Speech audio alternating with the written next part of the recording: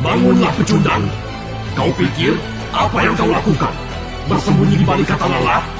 Sepengecut apa dirimu? Ini bukan dirimu yang aku kenal. Apa? Kau mau bilang apa? Aku paling mengerti dirimu. Aku memahami dirimu. Kita dua entitas berbeda yang berada di dalam satu raga yang sama. Penderitaan adalah penderitaanku juga. Hanya karena beberapa kali kegagalan dan cacian, itu tidak bisa jadi alasan untuk menyerah. Bangkit! Dirimu yang berada di permukaan bukanlah pengecut payah seperti ini.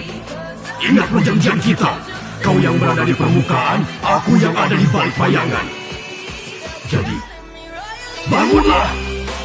Ingat, kita akan tertawa bersama di puncak kesuksesan.